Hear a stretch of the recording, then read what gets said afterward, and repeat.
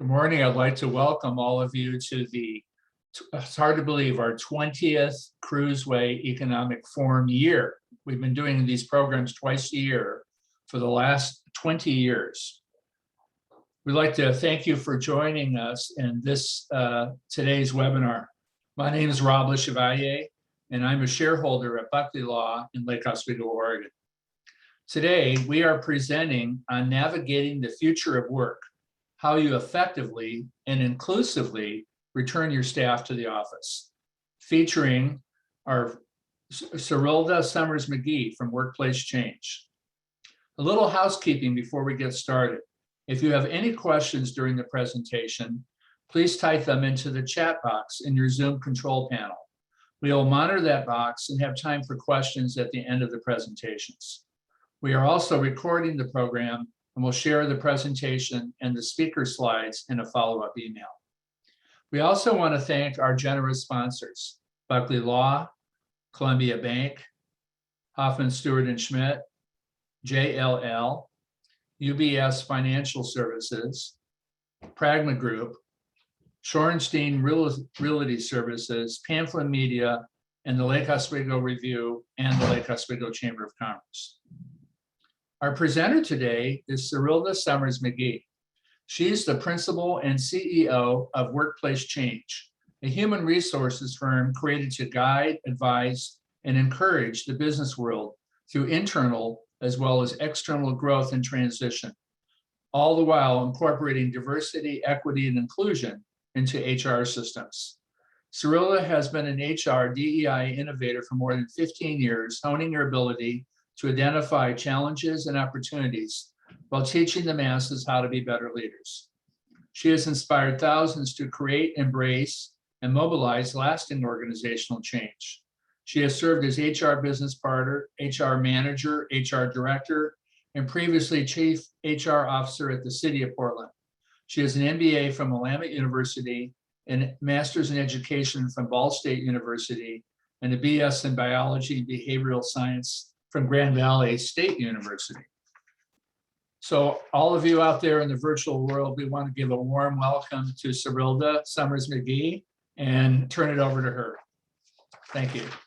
Thank you, Rob, and thank you, Amber. Hey, Kruse, good to see y'all today. I can't see everybody, but I believe you're out there and you're with me. Joining me today as well is Hannah Kiersey. Hannah, if you can, there we go, motion to the group. Hannah's gonna be helping me facilitate a conversation today. So you may have general questions and we'll have a richer and more robust Q&A at the end of the conversation. But throughout the conversation, we're also gonna be asking you some questions as well, all right? So to introduce, the Q&A, the chat, I'd actually like for you to jump in the chat and let us know where you're from, what your name is, what organization you're representing, and good morning to you. Right? We can build community even in a virtual space. Okay. So let folks know who you're representing, what your name is. We'd love to see you in the chat. And definitely it's an opportunity for Hannah to start engaging with you all. So Rob, thank you for the intro. I actually haven't had an introduction where they talked about the fact that I have a biology background in years. So shout out to that walk down memory lane, right? I used to be a biology teacher until I figured out I don't like other people's kids. Fun fact. All right. So let's keep it moving. I'm going to share my slides with you today. I am sharing them now.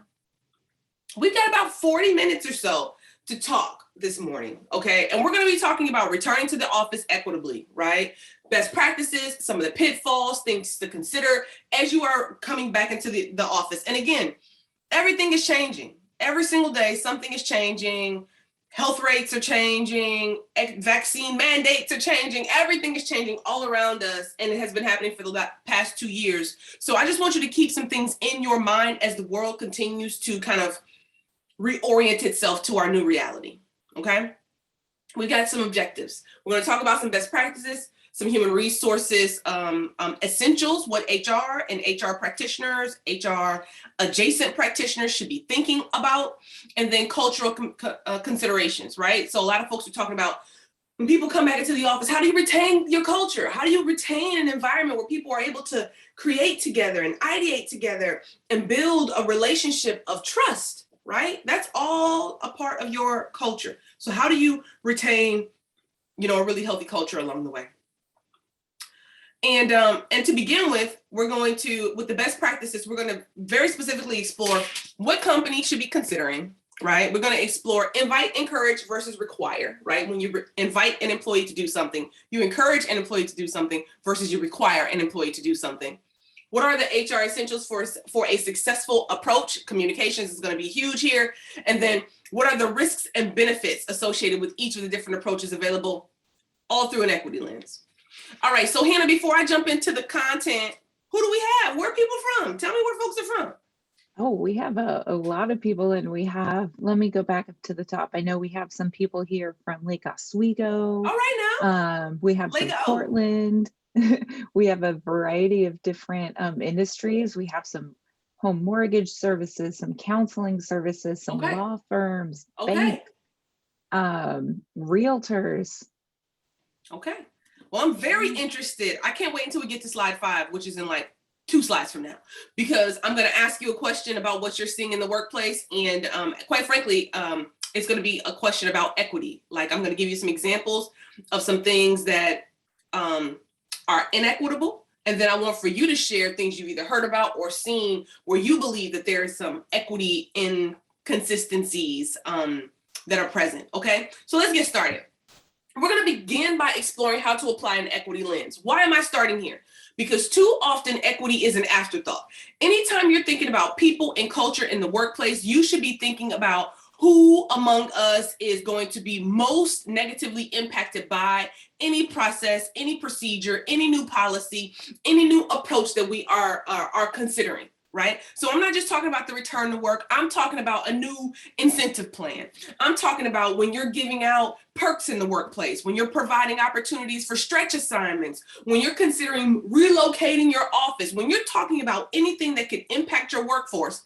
I want for you to not think about just what's in line with the business ops. Very important, critically important, but I also want you to think about who might be harmed or negatively impacted by this decision, which is hard to do. But here's one approach you can take when applying an equity lens, right? Which should always be at the core and at the center, just like you think about the bottom line of whatever it is that you are doing. So number one, you want to seek impact from those impacted by the approach, right? Seek input from those who will have to drive to a new location, who are going to have to come back into the office when you all reopen, who are going to be required to have a vaccine, right? Like, if you're creating requirements, you should think about having a conversation with those impacted, even if it's to say, I'm informed, and based on this information, I weighed out the pros and the cons of the information you provided, and then this other information that was being taken into consideration, and we landed here, okay? Number 2, understand barriers that people from underrepresented communities or folks who are disproportionately impacted by the crisis are facing, okay? So when we're thinking about COVID, I want you to think about those who are immunocompromised, those who are over the age of 65.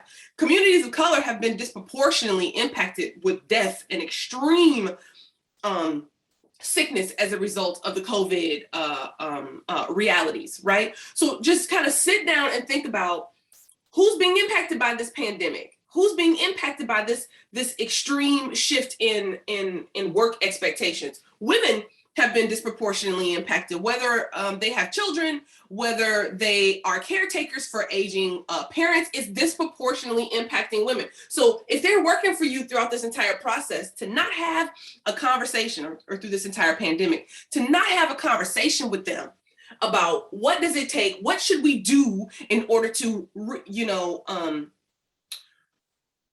introduce or start to transition people back into the workplace or into a different kind of framework of going about business, to not invite them into the conversation is a major miss, right?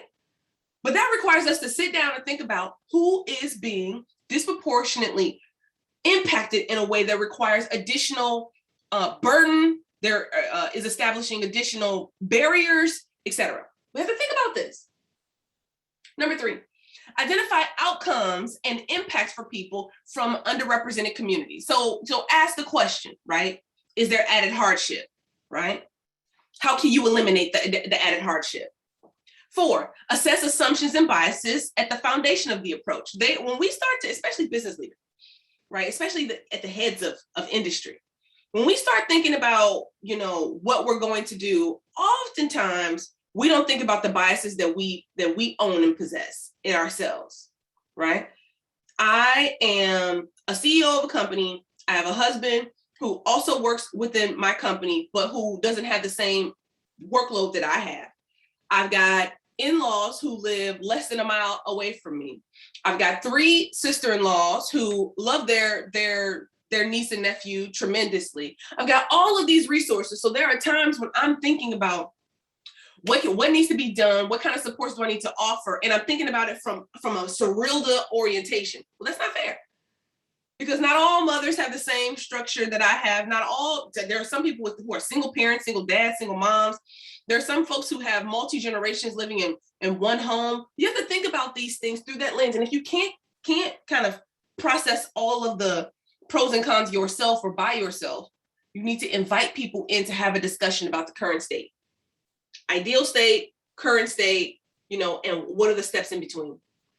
And then the last 2, determine how accountability will be ensured and develop a plan for assessment of outcomes. Meaning, literally, when you make these shifts, you have to think about how are you going to maintain the integrity of the business, maintain consistency, maintain parity across teams, et cetera. And this has been a huge challenge for business leaders. We work with over, I think we're like 160 companies between 2020 through the pandemic. We'll say that. And many managers just weren't prepared for what they had to manage with respect to folks who were butts in seats are now working from home. People have different expectations with respect to mental health. People are trying to figure out how do we support the technology needs that are happening inside people's homes right now. And then just all of the interpersonal things just showing up in very strange ways. Like, should we require people to leave their cameras on or shouldn't we require people to leave their cameras on? It's like, well, cameras help to foster community, right? Your being able to see me and not just hear me makes a difference in the way in which you connect with me and the way that you connect with the material, right? But there has to also, make it so rigid that people don't feel like if they are having a day where they need to call in that they can't, right? But it can't be every day. Like, how do you establish some structure, but also make space for people to have special needs that you can accommodate? All right, so that's just kind of the equity lens approach to this work. You should always think through an equity lens, okay? You should always ask yourselves those questions, those 6 questions I gave to you. Any major decision, go through that checklist and just ask yourself some of those prompts. So I want to give you some examples of some equity concerns. Right here, just a few equity concerns that you might see happening in a workplace that we have seen happen inside workplaces. 1, a greater percentage of employees from underrepresented groups are required to return to the office. Maybe that's because of the position that they're in, right? Well, historically underrepresented populations are mostly in fill in the blanks, right? You can usually see it. You see where they're located, and then you see that you're requiring them to come into the workspace. Okay, that's fine. That their position requires them to come into the space, but be aware of the fact that now they are disproportionately opening themselves up to be sick because they're out in the community engaging with folks in a way that other folks who can work from home, who can work virtually, are not exposing themselves to in the same way, right? The structure of virtual hybrid meetings make it more challenging to hear all voices, right? So the structure of this meeting is there are participants who cannot communicate, and then there are the primary presenters, and we have this chat, and that's perfectly fine for an actual presentation. But what you'll see is that there isn't space created for those with lesser stature, with a less prominent position description or role in the organization to be able to speak up in any capacity. So remember, when we used to come together, you would have a meeting, and the most vocal and the people with the most, senior titles, They would give their perspectives at the meeting, and then you all would leave, and then there would be some sidebar conversations, or maybe a team member would ping a leader and say, hey, you know, I just want to give you some information on X, Y, and Z. And you all can just kind of like just naturally and more organically vibe to a place where people feel like their perspective and voices are being heard. Flip side, virtual environment, it's not happening as much, right? So then how do you make it so that you facilitate more voices being brought into the fold early on? Like right now, we've got the chat. I've got somebody manning the chat. You could do that too. You can literally have a person on your team who's just asking people prompts like, you can direct message me, or you put in the chat if you have concerns or perspective about X, Y, and Z. It needs to be someone that people trust, but you can facilitate these things more intentionally and thoughtfully, because organic isn't happening anymore right now.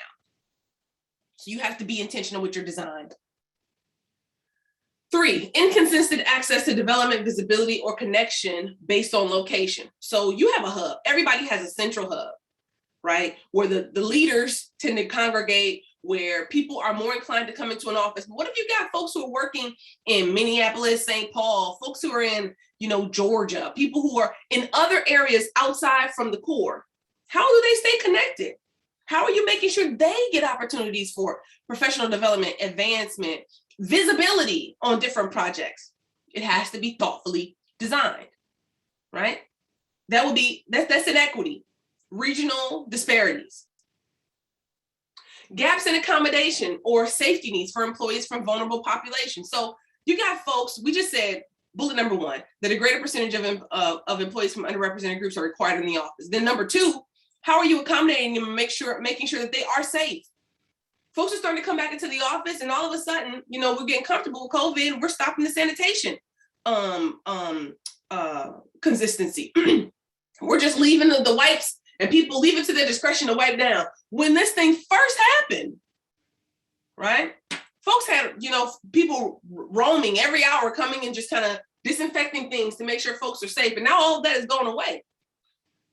But you should still be thinking about, you know, outbreak. You should still be thinking about how to control contagions, et cetera. And you should especially be thinking about, I had a client who was talking to me a few days ago, folks are starting to come back into the office and people are crowding around bathrooms and kitchens. Like, these are folks who are mostly virtual, right? And now they're back in the office, even in a hybrid approach where it's only 50-50. They had no plan for how to make it so that 5 people aren't in the bathroom at the same time. You're in the bathroom's what, 10 by 10? It's tight in there.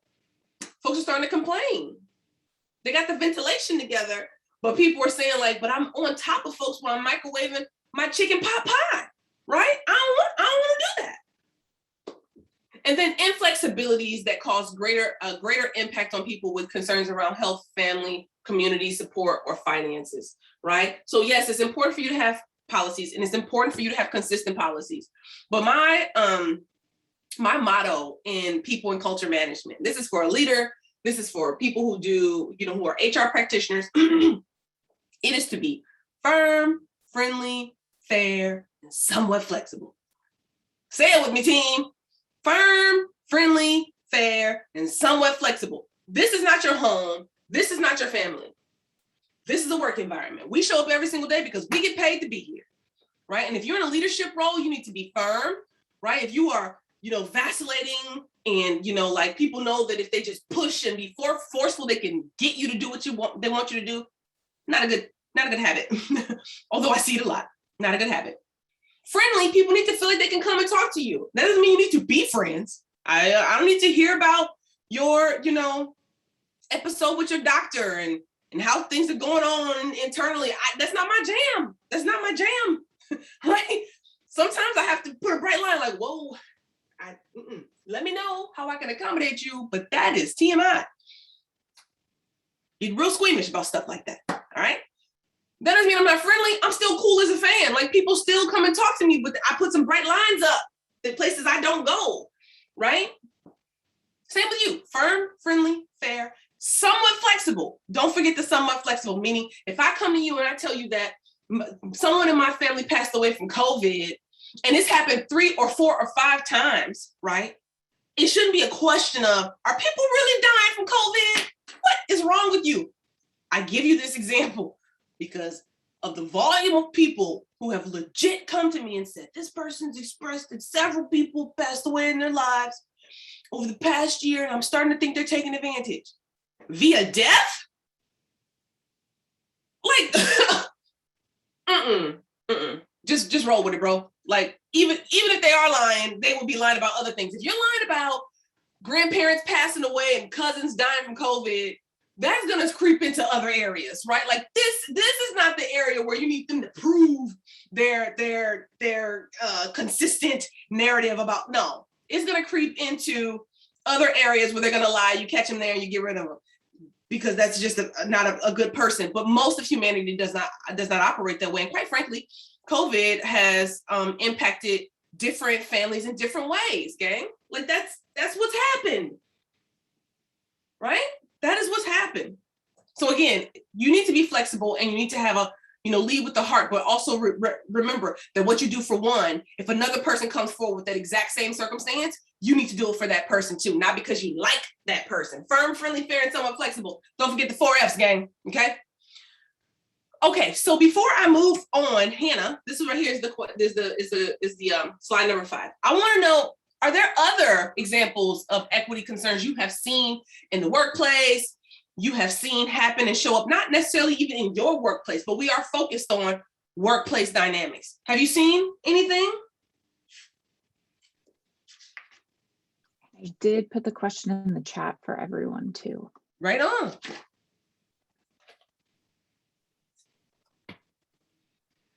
And it's okay if you haven't. Oh, go ahead. Some people are saying noise from hybrid meetings. Oh, interesting. No, tell me more. What noise from hybrid? Tell me more about that. What does that mean? I'm very, very interested in this one. People trying to do Zoom, noise from people trying to do Zoom from their desks. Oh, in the office. I think that's what the reference is, yeah. Yeah, right on. Require those earbuds, right? And then, just kind of remind people to remind people of their volume. It is hard. I had 4 or 5 Zooms in the office. So workplace change, we purchased the building a couple months ago, and now we're working from that space.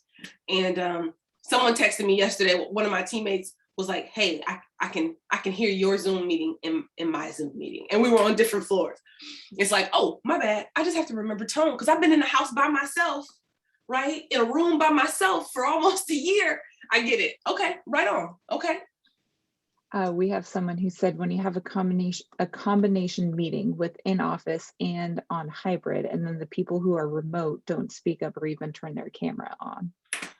And that's huge because you can't build and encourage community when people cannot, when there are some folks who can see each other and then other folks who cannot. So you actually got to create some systems and policies to help intentionally and thoughtfully design your way out of inequities, because people who are invisible will be forgotten. Like they'll pop in every once in a while, maybe they're working on something, but the depth of the relationship and your memory of them to reach out to them for whatever reason is going to change because you don't see them.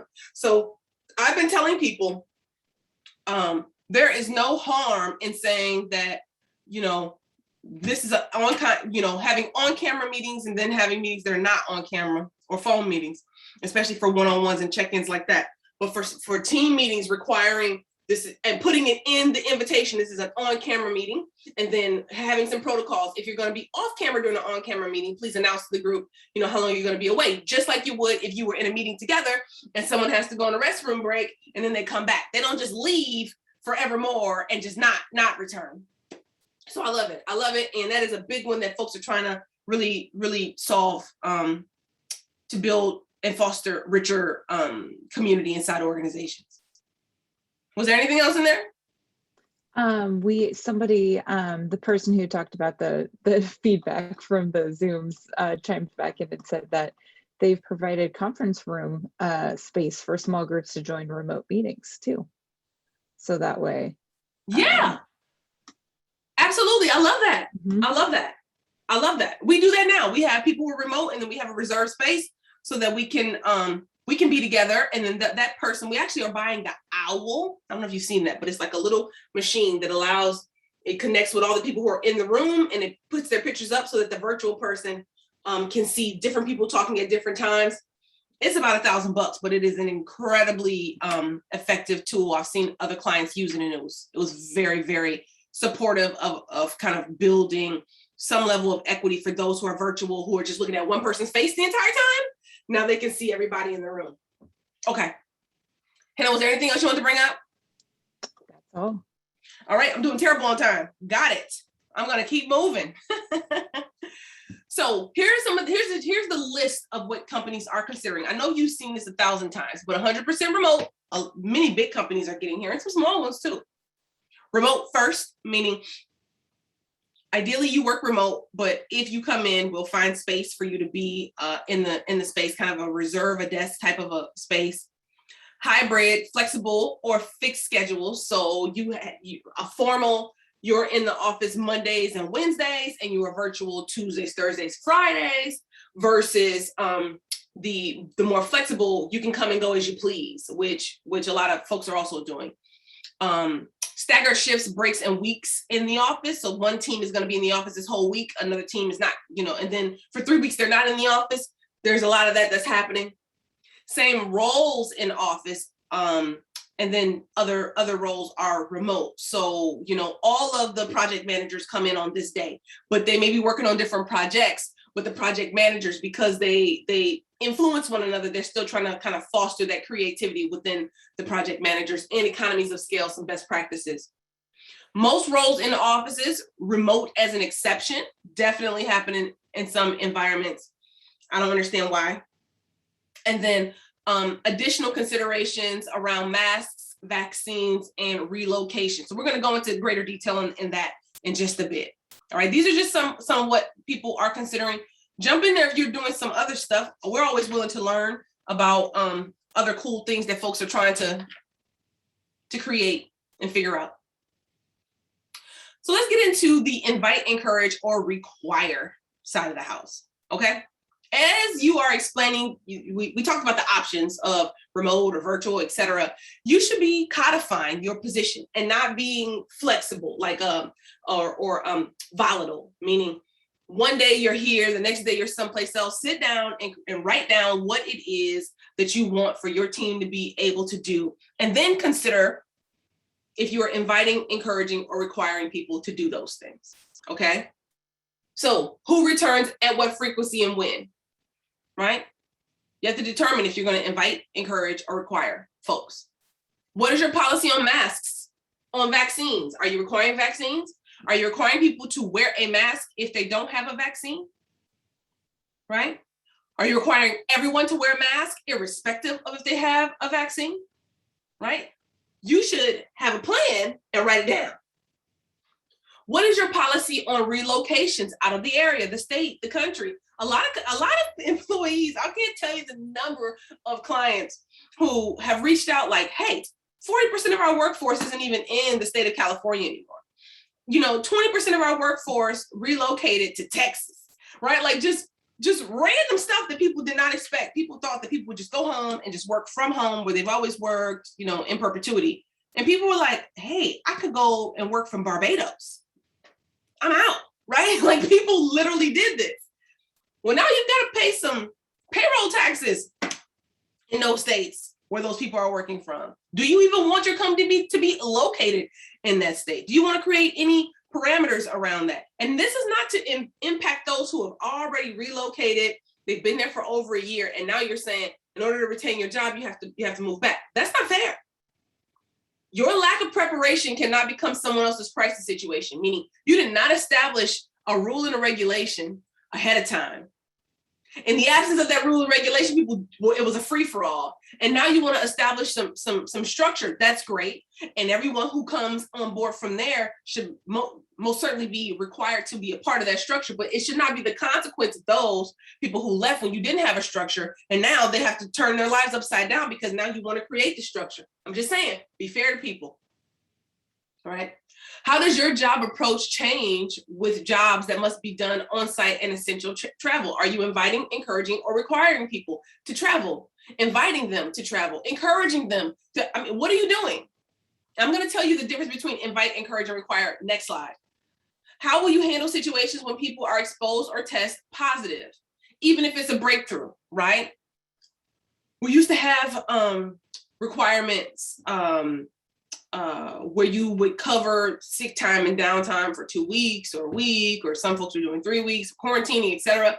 Those things expired. Doesn't mean that you cannot continue to do that. There are some best practices out there that we can sustain, even though we're not mandated to by the government. And then what is your stance on customer and client interactions, right? In person, can they do lunches? Like, sit down and have these conversations about who you are as an organization so that you can mitigate. Don't just leave it up to people to figure it out. And don't just leave it up to any manager to kind of figure it out along the way either. So invite, encourage, require. There's some pros and cons. When you invite people, you provide the choice on what works best for the individual. It's your choice. I invite you to make the choice that's best for you, right? But the result may not work. It may not be in line with what's best for the company or the organization in order to thrive and to do your work. So then you get frustrated that you invited people that they could, but then nobody did, and now it's not working out. Well, maybe it should have been more of a requirement than an invitation. I don't know, but there are pros and cons. Encourage and increase clarity around what you would like to see while providing flexibility for individuals, meaning we encourage you to do X. If you cannot, we will understand that, but we are strongly encouraging you to. It's stronger language than invite, but it still allows people discretion. People will perceive the recommendation differently, and those who choose not to follow the recommendation, it will be visible, okay? So when you're encouraging people, understand that folks are gonna be like, well, they didn't ask us to, or we don't really have to do that. And other folks are gonna be like, no, they strongly encouraged it. We should definitely do it, right? That's gonna create and impact your culture, morale, relationships, all of those things. So when you use encourage, be thoughtful about under what circumstances you will use the terminology encourage. And then the last one is to require. It creates a workplace you need in order to operate while actively being decisive on your values, meaning it's required. This is what it is. This is who we are. This is non-negotiable, which is what you're seeing right now with some of the vaccine mandates, right? And what you're also seeing is that the requirement can negatively impact individuals due to a lack of equity and flexibility. So there are people who are saying, like, this doesn't work for me. Here are the reasons why it doesn't work for me. And it's like, no, that's the rule. So either you're gonna abide by the rule or you have to go. And woo, it gets people riled up. What do you mean? Oh, I have to go. Right? So you have to, if you are requiring something based on values, based on, a formal compass that you're using, right? Principles that you're using. Great, stand by them and understand that anytime you make a principled decision and people challenge it, you have to be able to double down on the why you have these principles to begin with. Understand your why. But invite, encourage, and require. Understand the difference and then use them accordingly. Let's talk about some HR essentials. Communication is critically important during this COVID, this pandemic, and quite frankly, with any change that's happening, you have to proactively communicate it to the stakeholders. And most importantly, you have to communicate the why. So I've got some things here for you to think about, right? Provide a contact for accommodations, communicate your plans and what could change. Always link it to the why. But the area I want to highlight on this slide is seek feedback where needed, right? Make sure you start a conversation with people to get their feedback before the plan is cooked, right? When you're still in the ideation phase, make sure you bring in people to have some conversation. We also want to talk about management. When you're talking about how you're leading the team using an organization-wide approach, do not allow each individual manager to have their own approach to the direction that they're going to take with respect to COVID or other policies, right? Like, organization-wide means that you're thinking about what's in the best interest of the organization and how to do it through an equity lens. If you open it up to every person's interpretation of what they would like to do, You're going to get some harder raters and some easier raters and some flexible folks and some inflexible folks, and it's going to tear your team apart. It's going to tear your organization apart. 2, adapt performance assessment processes. Look, we're not in the same environment that we were in. Therefore, the way in which you determine performance and you evaluate performance needs to be evolved, meaning, you know, outcomes. You have to really focus more on outcomes and more on things that are quantifiable in this virtual environment in comparison to, you know, kind of your gut and being able to see people around and seeing who's staying late, et cetera. You got to evolve it to more quantitative measurements. Support and train managers for remote people management is different. Leading a team in person and leading a team remote is fundamentally different. You should train your managers on how to be the most effective managers that they can be in leading a remote team. Okay, just invest a couple hours teaching them about the best practices, filling up their tool belts. And then make sure, if this hasn't happened already, you refresh the one-on-one and team meeting structure. It's changed. The world has changed. Okay. So we're going to highlight a few policies here that I know people are thinking about and have been thinking about. Number 1, these are the 3 biggest hotspots that we're seeing right now, still, consistently. Masks and vaccines, right? Be prepared to accommodate folks who cannot get a vaccine if you're going to require it, right? Also think about what you want your policy to be with respect to wearing a mask in the office. Like, that's really important. And it continues to be important, and it continues to be, you know, to evolve, and it continues to change. But if you're going to come back into the office, you need some formal policies on masks and vaccines, and you need to stick the landing. And understand that either way, if you say, oh, vaccines are a person's choice, you're going to get people who are saying, I'm uncomfortable coming to the office, working with people who are unvaccinated because they're putting me and my family at risk. And if you require vaccines, people are going to say, you're taking my rights away. You're taking my religious freedoms away. You're taking my, like, I'm allergic to flu shots, and therefore I can't get it. So therefore I need an accommodation. I need for you to do these things, and I need for you to protect my my anonymity, like my health information. I don't want everybody to know. So don't tell me that if I'm unvaccinated, I need to wear a mask, and everyone who is vaccinated doesn't need to wear a mask, which you could easily do. You could require that. But they're saying, I don't want everybody to know because then they're going to treat me differently, and they might, right? So this is complicated. Exposure and positive tests, right? So hopefully, you know, paid leave is still in effect, but don't let people come into your office if they're sick with sniffles, etc. No, go home, and you need to have a process for that, where they don't feel like there's a consequence to them staying home because they're sick. But then you also need to track and make sure that they're not abusing the flexibility. So I mean, it's a thin line, but right now I would err on the side of let them stay home. And then remote workspace requirements. I know we've probably gotten to the other side of this, but when you start requiring people to use their cameras, they're going to push back. When you start to say, I don't want to see laundry on the floor. We had a person on our team. She's no longer on our team, but like we saw her laundry, her intimates on the floor. And it's like, what? What is happening right now? And why is your bed? Like, can you just turn it? You have the ability to turn your camera someplace else. I should not see your bed all, you know, messy. What is happening right now?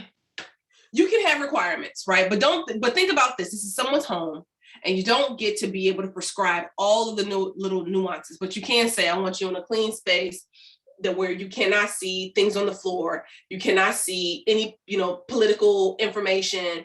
You cannot see protected information. So sometimes you'll see a thing is pointing down, and you can see their table. You can see personnel records and things of that nature. You can require that, but don't creep into manufacturing, you know, the aesthetic of someone else's home to your liking, because that's just not their liking, right? Requirements versus my aesthetic preference, there's a fine line.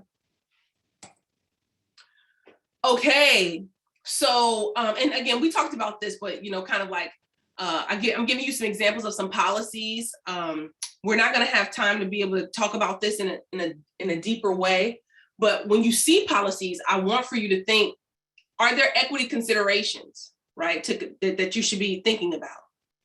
What are the benefits and the drawbacks? Like, look at the pros and the cons across the board.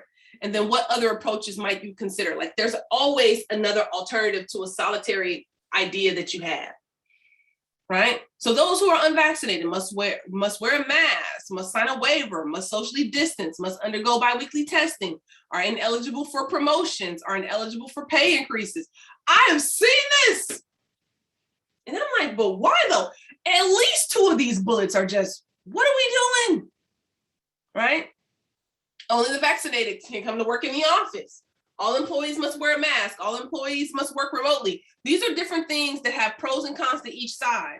So you have to do the work and explore, does one outweigh the other for our particular ecosystem, not for what's on KGW, but for our particular environment. I want for you to, right, these are some pitfalls to avoid. Number 1, manage your choice around approach. That should be, avoid that. They shouldn't get to choose. You should have an organization-wide approach. I've talked about this. I want to say it again because this is what's happening in most environments. 2, rigidity around the approach, meaning allow a little bit of flexibility, whether even if it's the ramping up of people coming back into the workplace, allow some flexibility. 3, mandating new positions be in office when your environment is hybrid. This is happening a lot. People are saying, if you go on LinkedIn right now, we do a lot of recruiting and workplace change. I mean, we're a full service human resources firm. So recruiting is huge right now. People cannot find talent. I don't care if you're in manufacturing, if you're in people hauling boxes, if you're, producing widgets, or you are an attorney or a human resources professional or a marketing, advertising exec. Folks can't find folks to work right now. What you're seeing is that for new recruitments, people are saying in-office required. While the staff who've been around for a while, they're not required to be in office consistently. So why are the new people? Is that equitable? Is that fair? No, it's not. And it's going to create problems for you if you don't extend the same flexibility to the new hires that you have with the current workforce, and vice versa. If you're giving more flexibility for new people and you're not giving it for the people in-house, problems, you're going to have problems. It may take a couple months, but I assure you, you will. Viewing remote work as a privilege versus a need in the current state of the world, right? If you're still moving from that paradigm that this is a privilege, you should be grateful and you should use this, sparingly. That's not the future. It's just not. And then not addressing conflict or concerns in the workplace. They are happening. And in this virtual environment, you can avoid it more, right? You can avoid addressing conflict more because it's not in your face consistently. You don't have people coming and sharing this with you on a regular cadence, but that doesn't mean that it is not like spreading like wildfire just behind that screen, right? And kind of causing stress that's not necessary. So that's just something these are some of the pitfalls that we're seeing prominently across the nation. Don't let them impact you in a negative way and impact your culture. Comp. I'm going to be really brief on comp, and then we only have a couple slides left. All right. Think about, do you want to have geographic specific pay ranges?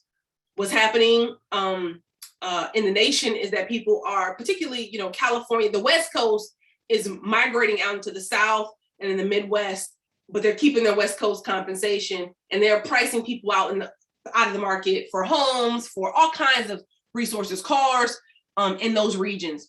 And so if you were to right size, and make we call it geo compensation tiers, right? So, if Oregon is at a $1, then, and you use this as a base, going to California, you get paid at $1.40. If you go to Seattle, you get paid at $1.10. If you go to Mississippi, you get paid at 62, 0.62 on a Portland dollar. And there are companies who can help you establish that. Pay for remote employees, should it change? Do you want it to change? Don't you want it to change? Hazard pay for on-site workers. As COVID continues to tick up, people, that argument is going to come back this winter. I assure you, our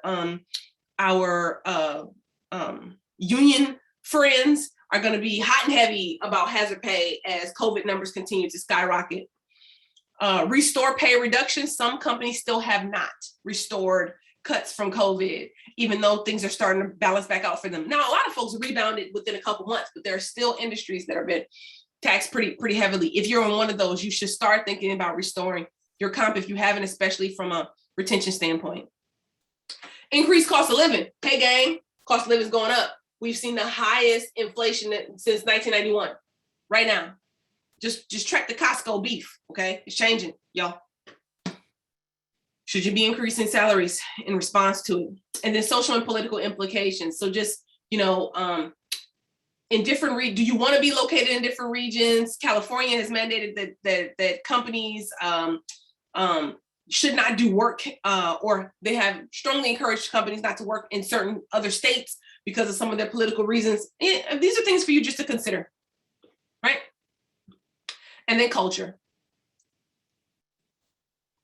Yikes. Okay, so I am going to do the culture reminders, and we're going to get down to the last slide. Facilitating a healthy culture. Bi-weekly all-company meetings. They can be canceled for here and there, but it's important for people to get together. Reinforce desired values and norms for communication, collaboration, and leadership. It's critically important to talk about this proactively. Who do you what values do you want to make sure are embedded in all that you do? Talk about it often, right? What kind of communication and collaboration things do you want to ensure are happening throughout your organization? Talk about it. Talk about it, talk about it, right? That reinforces the behavior and it gets people on a pattern. Provide greater access to senior leaders. You know, this COVID environment, this virtual environment has led to leaders being further removed, where people would see you kind of walking back and forth to the restroom to get your lunch or whatever. They don't see you anymore. They need to continue to see you and be connected to you. Lead into onboarding best practices around cohort and assign mentors. You want your culture to be apparent. Establish a real onboarding process so people understand what makes you unique and special, right? Give them a mentor who any position, right? Who understands the culture and who is good with other people. Provide chat options to foster casual interaction and collaboration. Hannah, I was talking about how she was in the chat and engaging. You know, early on, you can facilitate that too. You can manufacture that level of engagement to let people know there's a consistent resource for you to reach out to, and we want to hear from you. Plan time in some meetings to relate personally, right? Personal time is important, right? Now you have to manufacture it. Use short pulse surveys and follow up on feedback. So you can't see people and read the tea leaves the way you used to be able to when we were together. And now in this virtual environment, you have got to create it. So quick surveys about how things are going, whether it's a meeting, whether it's a new initiative, whether it's a policy, make sure you take the time to do that work, right? To get that feedback and communicate with individuals. Okay. So I want to give you this summary, and then I want to hand it back over to Rob and to Amber. Number one, you should work to understand the impacts of your approach. On underrepresented communities, right? Whatever it is you do, you should make sure you keep your finger on the pulse of how it impacts people who are in underrepresented communities. Number two, identify the ways you can provide flexibility. Talk about it early on. We're going to make this rule, but then we can establish some flexibility here and here. The takeaway is do the pre-work to know where it is you're going, and then under what circumstances you can allow people to be flexible. Prepare your managers, your policies, and your HR practices. Evolve them. Help your managers become stronger leaders of others in this hybrid environment. Update your policies to be relevant for a hybrid environment or a full virtual environment. And then update your human resources practices and your human resources team to make sure that they're leading with equity at the center. It's gonna change how people feel about the company. Reimagine your meetings to meet changing cultural needs, meaning don't be static. Just because you've always done it this way, it shouldn't always be this way. I'm actually gonna be talking to Hannah here, alert to Hannah. My weekly 1 hour meetings with folks need to become a weekly 15-minute, and a monthly hour-long meeting, because we end up canceling them because they only have one thing to talk about, but we should have made space for the one thing for us to talk about, right? We need to just keep thinking about these things. Adapt and communicate how you're adapting to the workforce, right? Continue to communicate why. Continue to communicate how, all right? So with that, I want to thank you, and I'm open to any questions that you have or additional conversation. Rob, hand it over. So I have a question for you, Serilda, and that is the onboarding process for new employees coming on board. I understand you want to give them flexibility, but you also have to have them trained to adapt to the new company and the new culture. Any suggestions on how to do the onboarding process in the virtual environment? Well, so you can do, it's not all or nothing, right? So you can have a virtual environment, and then for the first 2 weeks of work, they are coming together to do the onboarding, right? From paperwork to understanding all the systems to having someone who is literally kind of sitting with them in a room and having conversations and giving them demos of the way in which you do this work. But if that's, let's say we're 100% virtual, we got rid of all of our office space, and that's happening in a lot of different environments, giving them an assigned person or having a formal agenda put together where between the first 2 hours of the day, they're going to be with our IT person who's going to do the demo and da-da-da-da. At the end of the week, they meet back again with IT to see, were you able to sign into things? Were you able to kind of click around and figure things out, or do you still have questions? And let them know ahead of time that it's not a one and done. We're actually going to boomerang back. Like that 2 touch point really helps to cement relationships and lets people know that a resource is available for them over time. So that's what I would say to that question. Okay. And just to follow up on office space, I know we're looking at doing some remodeling of our office space because we had just signed a lease before COVID hit, a new lease. Yeah. And we're talking about maybe having the people that are going to be there full time have the larger offices, and those of us who are working remotely or virtual or hybrid, maybe have small offices or hoteling, even if you're hardly ever in the office. That's right. Any thoughts on how that might play out going forward? Well, I think the people who are going to be there consistently should be in a larger space. They're going to have more stuff, right? Folks who are bouncing in and out, they're living out of a backpack, and they take the stuff out of the backpack and then they put it back into the backpack. So I don't think that's the challenge. The question, the equity question would be, A, those who are coming into the office, are you pressuring them to come into the office, or are they on their own deciding, I want to be in the office more? Is there a, who gets if they're in the office consistently, is everyone getting a larger office? Or are you just talking about at the executive level, right? Like the VPs, they get a small office if they're teleworking most of the time. And then other VPs who are here every day, they get a big office. Or are you talking about everyone? Because if you've got that kind of gradient for the VPs, you should also have that kind of striation for people who are not VPs as well. What are the perks and the pros of coming into the office that they get, those fringe benefits as well? So, those are things to think about. I will also highlight this question. Is everyone getting the opportunity to come into the office, right? Because what you'll see is that in a lot of environments, we accommodate the exec level a lot more, which are historically very white, very male, very able-bodied, very cisgender, right?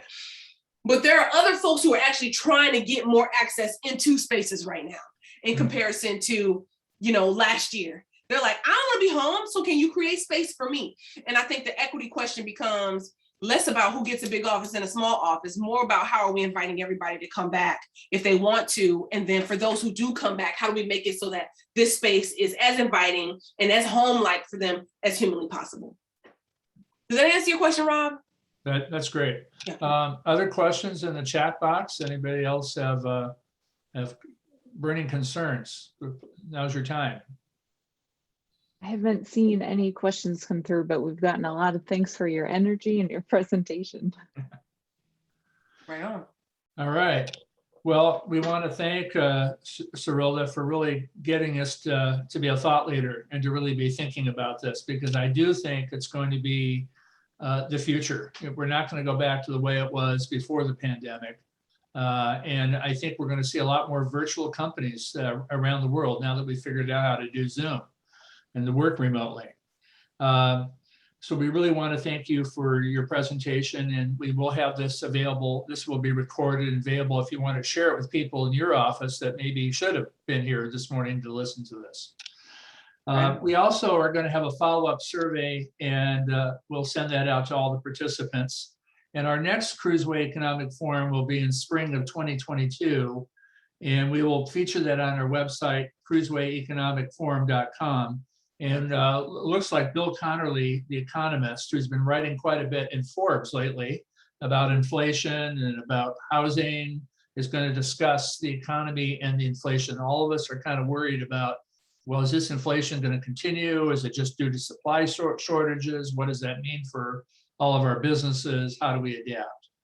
So thank you very much for attending today. I also want to encourage you, if you're not, to join the Chamber of Commerce, who's one of our sponsors today. And their website is www.lakeoswegochamber.com. And it's really important to have our voice in business in our community. So thank you again to our sponsors and to the Chamber of Commerce for helping us promote this today. Thank you, Serilda, and we will look forward to, we see you around town.